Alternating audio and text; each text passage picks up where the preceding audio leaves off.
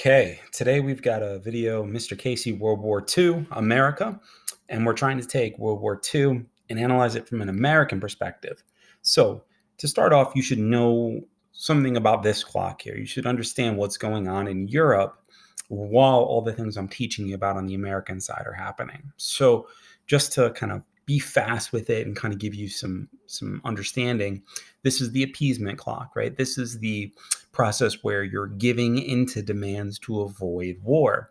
And what I'm talking about is Adolf Hitler. When he is given power by the Weimar Republic, and I say given because he starts that fire over in the Reichstag, blames the communists and says, listen, I'm the only one that can protect you, so please, you're going to have to give me all the power, make me the president, of course. And they do. Bit by bit, they give him power. And then he takes the power and he wields it like a sword. The first place he goes to is the Rhineland. He disobeys the Treaty of Versailles, building up his army, building up his air force, the Luftwaffe. And he takes over the Rhineland. The rest of the world says, what are you doing? You can't do that. And Adolf says, listen, a lot of German-speaking people here, just give me the Rhineland, back off, and I'll stop. And so they say, okay, we're going to give it to you, just, no more, right? And then the next place he goes to is a place where he was homeless for 4 years, Austria. And again, same thing. They give him Austria. They just say, please just don't take over anything else. And after doing his annexation of Austria, what he called the Anschluss, he's going to go into Czechoslovakia. The nations of Great Britain, France, and the League of Nations say, listen, we got to stop this. And they meet at this place called Munich. We call it the Munich Conference. And they're like, listen, Adolf, you got to stop taking over the territory. You can't have all of this land. And he's like, if you just give me Czechoslovakia, I'm done. It'll be done. I won't take over anything else. And Neville Chamberlain famously gets out of that conference and he's like, okay, you can have it, just no more. We're going to get peace, right? And Adolf nods his head. Chamberlain leaves. He thinks he's a hero, Chamberlain, he's so happy. And Adolf Hitler calls them worms when they leave the conference. Basically, I'm going to crush them. And so he takes over all of this territory, Rhineland, Austria, Czechoslovakia, and then he begins his invasion of Poland. You should be able to place all of these events in correct order. So after the Blitzkrieg of Poland, remember, evil recognizes evil. Joseph Stalin meets and they sign the Nazi-Soviet pact between Hitler and Stalin. Stalin continues to, watch and make sure that Adolf's not going to do anything. Meanwhile, Adolf starts going at Denmark, Norway, eventually uses the fake von Schlieffen plan to take over France, and then begins to bomb Britain for 76 days. He feels like Britain won't quit unless the USSR is defeated, so he invades the USSR in a surprise launch attack called Operation Barbarossa. It's a failure because the Russians used the backup and burn scorched earth policy. And eventually at the Battle of Stalingrad, we get the Nazis having to back up, them having to retreat. The scorched earth policy worked against Napoleon, and it works against Adolf Hitler. So if any of that stuff was like way too fast, because it probably was, go back to MRCASEY World War II. It's on my Global 2 channel, and I will go much slower, much more deliberate as I explain that process. There's more maps, it's a little bit more of a slower pace, really understand what's going on in Europe. Okay. But if you're like, oh yeah, I got all that stuff, let's keep going. Know what appeasement is and know what fascism is. Know that fascism is nationalism on steroids. It means I don't matter. My nation's the only thing that matters. And that's what we're fighting against over in Europe. We're going to be fighting against fascists in Italy and to an extent in Germany. It's a lot of what those guys are. They're fascists. And to a lesser extent, but certainly in some ways, the Japanese are in that similar vein. Now, all of them are militarists, and historians wouldn't call Japan or Germany fascists, or at least most wouldn't. But from our perspective, they kind of are. They're putting their nation first and above everything else. And so in that sort of narrow scope, I think we're fighting against people whom are under dictatorships, and those dictatorships are trying to manipulate them using fascist tactics. Okay, let's go. So the U.S., what are we trying to do? We're trying to ignore all the noise going over in Europe. We're trying to stay away from Hitler. We launched the neutrality laws, basically saying we don't want to be on either side. I'll show you how that's not kind of going to work out totally. But neutrality laws are going to be something that we say we're done. We're not getting involved, and that's an FDR policy. And basically, neutrality and isolationism is the way that we want to run things, at least at the start. So why did we end neutrality? Well, I said that we'd be neutral. We don't want to get involved, but we do want to get involved in terms of selling stuff. Okay, whether that be food, whether that be guns, whether that be planes and tanks. And you know what side we pick? We pick the Allies. We pick Great Britain. We sided with Great Britain in World War I, and we developed a really good relationship. And so we stayed that route. And if you look at it, and you should look at it in World War I the same way, but let's look at it in World War II. After that bombing for 76 days, Americans are starting to think, especially the American business owners. So like, listen, we lended and leased all of these guns and planes and tanks to the British. If the British fall, there's a good chance the British aren't going to pay back that debt because they're going to be a conquered people. Dead men don't pay their debts, as I've said before, right? So we sort of feel this like, financial obligation. Like maybe we need to go over there and save Britain so they can pay us back one day. And then, just like in World War I, we're going to call it like it is here. These are democratic regimes of France, of Britain, and of course the United States. Whereas Germany, Italy, and Japan, they're dictatorships, and we don't stand for that, right? We were supposed to be, as FDR will coin the phrase, an arsenal for democracy. And our values align more with what Britain and France do than what the Germans, Italians, and Japanese are doing. So that's an idealist, materialist kind of way of looking at history, right? Okay. Now, we've talked about this before, and I'd like to continue to talk about it because I think it's important. Remember how Japan had learned imperialism way back with Commodore Matthew Perry in 1853, right, with the 4 black ships and all that stuff? Remember how Japan had went to war with Russia in the Russo-Japanese War, graded themselves a C, and said, you know what, we need to start recruiting younger? Well, that recruitment of younger soldiers turns out to be the Isengoren, right? The postmark soldiers. And those kids grow up, and those kids are unleashed, absolutely unleashed on Nanking. These are kids who have grown up to be robotic killing machines, to not feel guilt for anything that they do, and to be entirely militaristic in all that they do. So remember how they were unleashed on Nanking, right? And the rape of Nanking and Irish Chang and all that kind of stuff. Okay. Now we have to talk about what America does in response to that. That was about as horrific an event as we have seen in human history, the rape of Nanking. And America calls Japan out. They said, you know what? You can't do that. I don't care if you want iron and oil. You can't do that. So we place an embargo on Japan. And we're going to get our ships out there, right? And we're going to set up some ships. And we're going to say, listen, you can't get the iron and oil, so get out of China.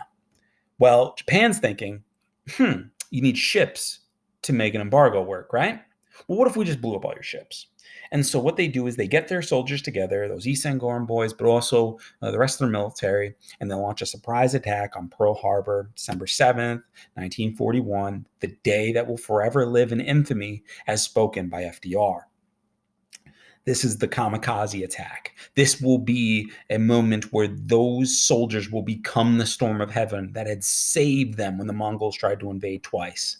They will be weaponized as the kamikaze pilots that will become the storm of heaven, and they will become suicide pilots. They bomb Pearl Harbor, 7:55 a.m., and FDR quickly spins around and says, that's war. We've got to go after these Japanese. Now we've got to go into the Pacific. Pretty soon after that, by the way, because we go after Japan, Germany will later declare war on us, and it's kind of like that ripple effect. Reminds me of like the system of alliances of World War I, right? It's not just you're fighting you and all your friends, that kind of thing. All right, mobilization. So what do we mobilize? We're good at this. We've already had the Selective Service Act in place. We've done a military draft before, so the draft is opened up. This is the first peacetime draft in history. So we have had a draft before Pearl Harbor, so we kind of knew something was coming, right? And if we look back at the previous draft of World War I mean, these numbers just staggering. I mean, you're getting 10 million guys drafted out of the 16 million that are fighting, and 6 million people that volunteer. I mean, that's incredible too. So we put out this huge fighting force. And just so you know, FDR, brilliant guy, what he's able to do is he's able to pull from the ranks of the CCC. Now, if you remember the CCC back in the Great Depression lecture, right, Mr. Casey Great Depression, then you'll know that the CCC boys are the kids that are building the parks. They're being taught in these militaristic sort of ways where they have to be rigid and disciplined, right, which is, good for these guys, right? They're trying to discipline these young men so that they become men, right? So these CCC boys who are trained in the military standards, waking up early, marching, getting ready for roll calls and things like that, well, now they drop the shovel and they pick up a gun. They're ready to fight. There's not as much training that these kids are going to need. They're already in the routine. It just makes it that much easier. So FDR, I wouldn't say that he was mobilizing before Pearl Harbor, but he had enough things in place like the CCC where mobilization wasn't going to take forever. It was going to be a rapid fire sort of thing. Now, we've talked about the American economy, right? It's laissez-faire in peacetime, but then whenever we need it to be, it becomes that command economy, right? We're here to win a war. And if that means telling Ford you're building tanks, you're not building, F-150s anymore, or whatever they're building, we're going to do that. So we, like Optimus Prime, transform our economy whenever we need to. We're a command economy when it suits us. We're a laissez-faire economy when it suits us. And we shift very easily. So what FDR does is he creates a war production board. He's like, listen, this board is going to be in charge of establishing quotas. This is how many bullets we need. Go out and make it. Right? This is how many guns we need. Go out and make it. He's telling Ford, Ford, your wartime production line, this is what you're going to be doing. We're not interested in passenger vehicles. We're interested in making Jeeps and Humvees and things like that. So, and the interesting thing is, we're really good at that transformation process, like scary good. When we want to shift towards a command economy, which, I know it seems anti-capitalist, right? No, but think about this. We're here to win a war. So if we need to put in these quotas, that's what we're going to do. Our production levels exceed all of the Axis nations combined. I'm talking about the 3 major ones, but also all of the minor ones, the Hungaries, right? The Yugoslavias, whatever. But I'm talking about Germany, Italy, and Japan. We're outproducing those 3 nations combined. And that's just us, America, ourselves. So there's your little nationalist pat on the back, right? Now, let's not forget that women are involved in this, but even more so than even World War I, because now you get more of the women involved in the military.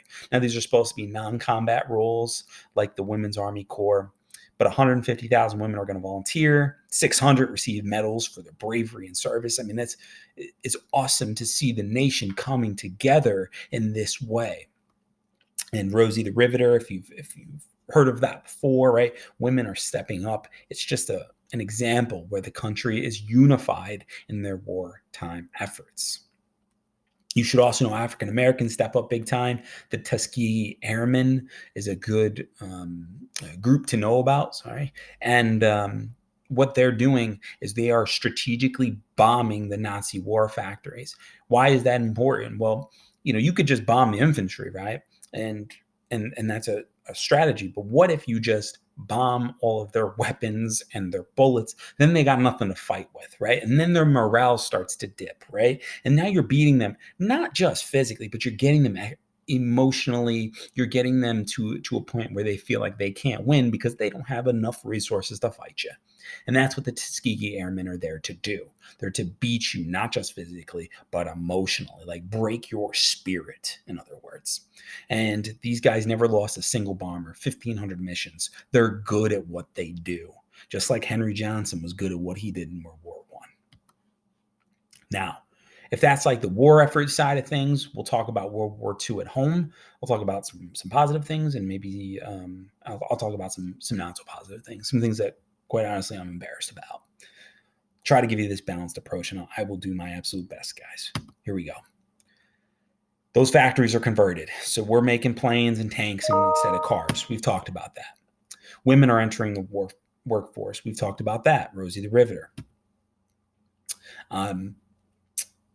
And Naomi Parker, by the way, dies at the age of 96. She's the one that they think was the inspiration for that famous poster there. So just kind of a cool connection there. Scrap drives, what are those? Not just adults helping out in this war effort, but kids as well. Even if kids were like chewing gum, what they would do is they take the little foil off and they roll it up, and they would save those foils, and they would save anything scrap that they could find, old wood stoves, etc. And what you do is you take all that metal, rubber, and you make sure that the troops have it to be able to fight with. You are taking these scrap drives, and they're going to reuse the metal to build, a Sherman tank, for example. So it's everybody helping out, women, men, kids, everyone coming together in this war effort. Now, if you couldn't fight in the war, but you still wanted to help, you could buy war bonds. War bonds are a situation where basically what you're doing is you're going to give the government $10 by buying a war bond. The government takes that money to be able to use for the war effort. And then when the war's over, they're going to give you your money back plus interest, which is, if you have some extra money, a cool way to help out your nation, but also make a little bit of money on the backside of that. And what the United States government started to do is they get veterans or people who fought in, let's say, Iwo Jima, and they'd come back and they would deliver these speeches asking people to buy war bonds. So that's the way that the government was able to make some money to fight against Nazi Germany and Imperial Japan and fascist Italy. If, let's say, you didn't have a lot of money, on your own level, what you would do is you would make a victory garden. You'd have your own little garden so that you could not have to go to the grocery store as much. And this way, all that food from the grocery store could go to people who need it, i.e. the soldiers, right? And make sure that the soldiers have a lot of food. We talked about women joining in the Air Force and delivering supplies to men, making sure that nurses are something that women are going to step up in a big way for. But the WACs, the WAVES, the WASPs, all topics that, especially if you're in American history too, you could look at in your argument paper.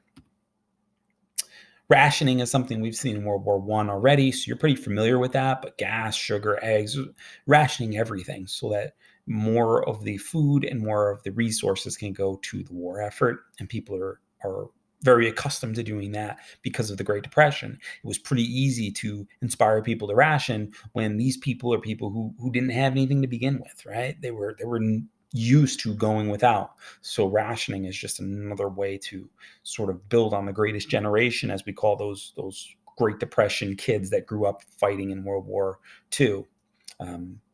Just a different kind of people, I think, in some ways. Now, the last one's the one that I'm going to struggle with teaching it, down the middle and down the line, the Japanese internment camps. This is a situation where FDR signs a bill into law, next executive order, 9066. Now, you remember executive orders are what I call the executive superpower, going back to the MRCASEY U.S. Constitution lecture.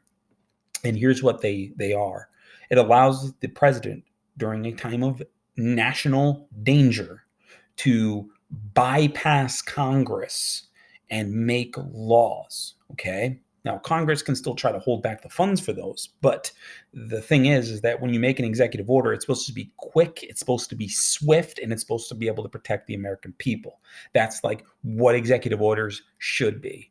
Now here, what they did is they used the spirit of an executive order to put Japanese Americans into internment camps.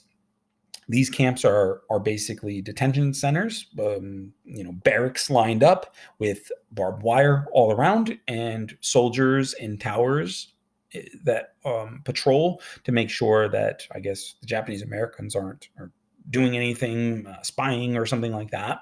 And the real concern was that these Japanese Americans who live in America are spies for Japan. That was the fear. And so they took all of these Japanese Americans and put them into these camps. And I'll show you pictures of them and things like that. We don't need to read over his 9066 just yet. You get these notices up. Basically, you got to go. If you're a Japanese American, you got to go. And so they put these notices up. If you didn't have like 2 bags that you could pack stuff into, like 2 suitcases or something, 2 trash bags. You throw what you can in there. That's all you're getting. And so these people have to leave their lives behind, their houses, their families, and they just got to go. And so they line up, you got these tags to, keep their luggage together. And it doesn't matter if you're a kid, kids have to go with their parents and grandparents and such. And you go.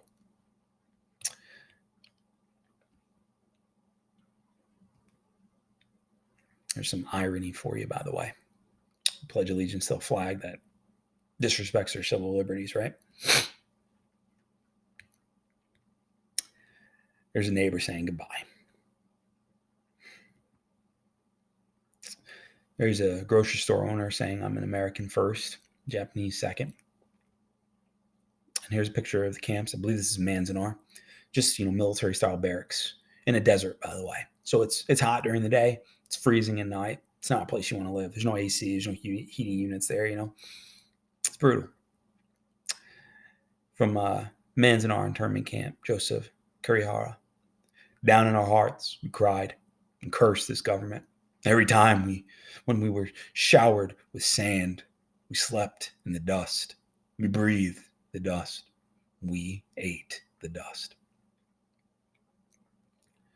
Here is a map describing where these places are. Places like Heart Mountain, Topaz, Tule Lake be a good example. Granada, Manzanar there in California. These are the places where Japanese Americans were forced to live in. Now, while they're in these camps, Japanese Americans, what they're trying to do is make it as normal as they possibly can, do their best to keep the kids happy, to keep the family structure in place, to have birthdays, to make kids feel as normal as they possibly could, which is quite the endeavor when you're living around barbed wire. They've got little gardens and things set up so that they could, again, try to just keep it as normal as they possibly could. So here's our point. Fred Korematsu, Japanese man, attempted to speak up and tried to say, listen, this is wrong. You can't put people into camps because we have this thing called the 14th Amendment, right? That says that if we're born here, we're a citizen. And as a citizen, I have the rights to not be forced to live in a certain place, right? That's violating my Bill of Rights, my freedom of movement, right? My freedom of speech. How are you going to do this? And of course, what the Supreme Court rules is that during a time of war, during a time of national crisis, we take away rights. I mean, we did it in Shank versus the United States. We're clear and present danger clause. Your free speech is not always guaranteed to you. And in this case, neither is your freedom of movement, neither is your 14th Amendment. And so on the grounds of a national crisis, in the Korematsu case, what we said is this is justified, this is legal. So basically, keep going. You shut your mouth and stay in your internment camp. This type of, civil liberties neglect, just disrespect of Japanese Americans here. It is embarrassing. It is embarrassing. And Ronald Reagan will later issue reparations to Japanese Americans for this, to try to recognize that the American government did it wrong by doing this. We made a mistake. And he felt like trying to give Japanese Americans some money because, we took their lives away for 3 years. They were stuck, for 3 years of their life. They were stuck in these camps. And he decided to try to give back in some measure. And you can disagree with that, or you can think that, I'm getting way too biased here. And I apologize for that, but got to speak my heart, right? Okay. That's the home front in a nutshell. Some positives, the negative. Now let's talk about the Pacific Theater and get into some specific battles, and let's try to do this. So you should be thinking about American versus Japanese battle strategies, World War II. Think about how the Japanese are going with the 10-to-1 strategy. Basically, take out 10 Americans before you die, whereas the Americans are doing the island hopping strategy, building temporary naval bases to move from island to island. You should know something about, when I say the atomic bomb, you should be thinking Albert Einstein. You should be thinking about Robert Oppenheimer, the Manhattan Project, the Trinity test, the island of Tinian, all those things. I hope they're flooding back to you. Equals MC squared, right? Nagasaki, Hiroshima. Okay. Hopefully all those things are flooding back, but if not, let me take you through them real quick. So in Europe, we have Blood and Guts, George Patton leading the army, particularly down in the Desert Theater. And a lot of you guys asked me, why didn't we talk more about the Desert Theater? Well, the Desert Theater has a lot to do with America. So here we get an example of Blood and Guts Patton defeating Erwin Rommel, the Desert Fox. Remember, the Desert Fox has been forced to take his own life by Adolf Hitler after losing down in the Desert Theater. And what we do is we spike up from coming through North Africa, and then we spike up into Italy, and we'll take out Benito Mussolini, who, like a coward, tries to run when the Allies are coming. In the northern section of the European theater, I'm talking Great Britain and northern France here, is Dwight Eisenhower.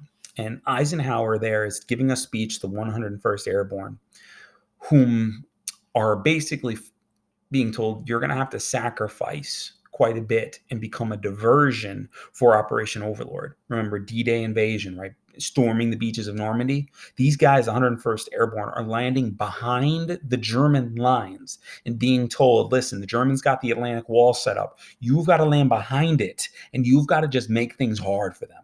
Just make things hard for them. Make them think that we are doing a full-on airborne invasion, okay? Aerial assault of some sort. You've got to take the fire off of us so that we can land on the beaches and hit them where they're not ready for it. That was our goal. That was our idea. And Eisenhower would later say this was the hardest speech I ever gave in my life, talking to these boys, because he knew he was sending them off to their death. When we launched on June 6, 1944, our goal was to free France. At D-Day, we did so. We landed on those beaches. We took those beaches ground by ground. It was about as brutal a battle as we could have had.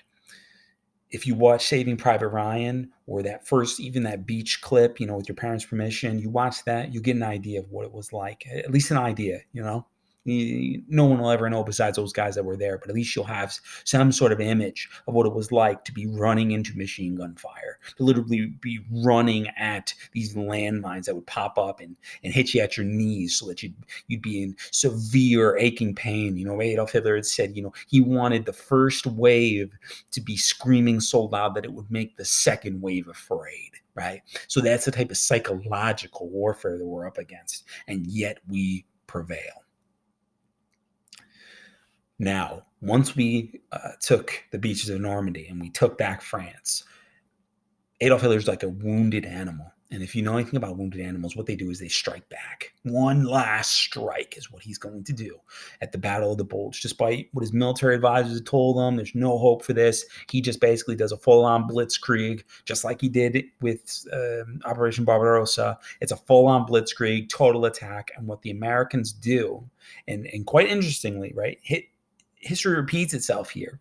They push too far. They push too far into the American lines. And what happens is you get this Hannibal crescent strategy effect, where they become surrounded on all sides. And then when they're surrounded, then they get beaten. This is the same thing that happened to Charles Whittlesey when he went and took the Argonne Forest. Same thing, right? He pushed too far, got surrounded, except he held out. Right? Whereas the Nazis are not able to hold out. They are destroyed. They are beaten at the Battle of the Bulge. When this happens, Adolf Hitler will soon take his own life. And we're going to have to figure out how do we split up Germany with the USSR. Meanwhile, okay, if that's going on in Europe, let's talk about the Pacific. In the Pacific, you've got these horrific Bataan death marches. I've talked to you at length about them in Global 2, right? Where they would march near a waterfall, make you stand there and watch. People would run out and they'd shoot them. Where they would keep them in camps and they would do mass punishments. So if I, maybe stole some food one day, they wouldn't punish me. They'd punish all my buddies, and they would just indiscriminately kill them. They were burning people alive, doing horrible things, okay? So these Bataan death marches are something to know about, and it sort of shows you the cost of this war, right? If we don't stop Japan, that's what's going to happen to our soldiers. Real nasty. Know that the Battle of Midway is considered the turning point throughout historical scholarship. I don't talk about Midway as much. I really like to talk about the Battle of Iwo Jima, because that's what we talk about in Global 2, and sort of sync those two up and have you watch Flags of Our Fathers to really understand the battle from both sides. So that's why I do that. But Midway considered to be the turning point. Again, part of that island hopping strategy. Once we take Midway, we're really close enough to be able to launch some counter strikes and really attack the Pacific theater. Now, know that 10-to-1 strategy and what that looks like, oftentimes leading to bonsai charges where they take grenades, run into a crowd of Americans, and blow themselves up. Know that this photo here is the second photo. The first photo is actually the real one. It's a smaller flag. If you watch Flags of Our Fathers, you'll know way more about this photo. Know that the Navajo Native Americans, those code talkers, are the key to success in the Pacific theater. They keep it so that the Japanese didn't know our troop movements or where our boats were coming from or where the atomic bombs eventually going to come from, right? The secret code that they developed based on a language that was not written down. An oral language is the secret to victory over there in the Pacific, and the Navajo code talkers, these brave guys, get out there and serve our country bravely. The Battle of Okinawa would be a battle if you were in my American History 2 class, you wanted to talk about the Pacific Theater. Okinawa would be one that you could certainly do a little deep dive on to talk about. One of these battles, it's real nasty and brutal, and it's going to be, sort of sector by sector, just like Iwo Jima was. You're just climbing from place to place and battling in tunnels and flamethrowers and all that kind of stuff. Know that Tinian's the place where the atomic bomb is going to be launched from. I really shouldn't say drop from because you can't drop a bomb from an island, but this is where the Enola Gay, the aircraft, the Enola Gay, is going to take the atomic bomb and then fly over Hiroshima first and drop the bomb from. So Tinian's the site where the bomb comes and then is taken away. The Manhattan Project is the name for the secret project. Know that Robert Oppenheimer is the famous scientist who organizes this stuff. He takes what Albert Einstein knows about E equals MC squared. Oppenheimer's the guy that actually gets the project going, gets all the best scientists together, all that kind of good stuff. And he says after the Trinity test, after the first test of the atomic bomb, he says, "Now I am become death, the destroyer of worlds." And I'll probably mispronounce this, but the Bhagavata Gita, I believe, Gita is the name of the famous book, and it's looking back at Vishnu, Brahma, and Shiva, and it's talking about these Hindu gods. And here he just kind of feels this moment where he's got too much power for a human being to have. Now, how does this war ultimately come to an end? By 1945, the big three meet. That is Churchill on the far left, and then that's Truman in the center. Why is it not FDR, right? Well, FDR ends up dying. We talked about how he had polio, right? We've talked about it at length, how FDR dies in the middle of the war, brain hemorrhage. And so when FDR dies, Truman takes over power, and it is Truman that's actually going to be the one to decide to use the atomic bombs. It is Truman that has to make this decision. And then on the far right, the Americans at the time called him Uncle Joe. Now we know the monster that Joseph Stalin really was, and Joseph Stalin over there on the right of the USSR. So what we do is we have to decide how to divide Germany, and we divide Germany. We give the Soviets half, and then make a British, French, American sphere. There's 4 zones, and basically hand over Eastern Europe to the communists. We do that because there's no way that we're going to fight the Soviets after fighting Japan, after fighting Italy, after fighting Germany. We have to find a middle ground, and this is the middle ground we come to. Oh, and by the way, just to make things more complicated, Berlin is also divided into 4 zones. So the capital city that is inside the Soviet bloc, okay, is divided and has a capitalist west to it. So I know, very complicated, but that's the way that we did it. Know that we get the United Nations. So remembering after World War I, we had the League of Nations. America didn't join. Now you have the United Nations, and it's much stronger because, well, America does join it, and they're going to try their best. Their main goal, if I had to put it to one thing, is to stop more human rights violations like the Holocaust. And in the next lecture, we'll talk more about how we fall short of that in many ways. You should know who this woman is, Eleanor Roosevelt, who comes up with the Universal Declaration of Human Rights. So how do we know if human rights are being violated? Well, Eleanor puts them down. In a world dominated by men, she puts together a document that says these are the rights that all people are born with and can never be taken away. These are the things that we will stand for as Americans and as a unified, united nations. Know that the Nuremberg trials are an example where we go after the war crime trials of World War II and go after these high-ranking Nazi officials. I should clean up the Pacific Theater by telling you that the Japanese are hit with an atomic bomb at Hiroshima, a site where there was a lot of military targets. They did not surrender, and of course, Truman warned the Japanese before dropping the bomb. He said, surrender or face complete and utter destruction. The Japanese did not respond, so he drops the bomb at Hiroshima. The Japanese do not surrender. He waits about 3 days, August 6th to August 9th, and on August 9th, he drops a second bomb. And that was on Nagasaki, the famous port that had always been open, one port open. That port was officially shut down there with the atomic bomb. And in both cases, there were, of course, innocent people that lived in these cities that were massacred or left with radiation poisoning for the rest of their lives. And for future generations. So there's a huge human cost to these things. Now, on the other side, Truman's got military advisors telling him that we'll lose 1 million men and that the Japanese will fight it, every last man, woman, child, elderly person. So he makes this call with that in mind. And ultimately, after the dropping of the bomb on Nagasaki on August 9th, by August 15th, Japan has surrendered, okay? And the Japan that surrenders and the Japan that gives up power, they have their Tokyo war crime trials and things like that. The Japan after that, much different from the Japan of World War II. Different leadership, bring democracy, bring capitalism. It's a whole different ballgame after that, just so you guys are well aware, okay? Effects. Well, what should we know about it? The USSR's got the East, okay? The US is going to have the West. They also have a booming economy because everyone owes them money, and the atomic bomb is in our possession. Now, eventually, the USSR is going to get its hooks into the West and into the United States, and some of those scientists are going to turn coat, and they're going to help out the USSR. I'm thinking the Rosenstein case, for example. America is no longer going to listen to George Washington. Now, you're probably saying to me, yeah, they weren't really listening to them at all anyway. Well, definitely not, right? No more George Washington farewell address, okay? We are now on the world stage, and we are going to be involved in just about anything that happens. You should know that the Marshall Plan is going to be something that we'll use to rebuild Europe, and that African Americans come home and they decide that the civil rights movement needs to happen now.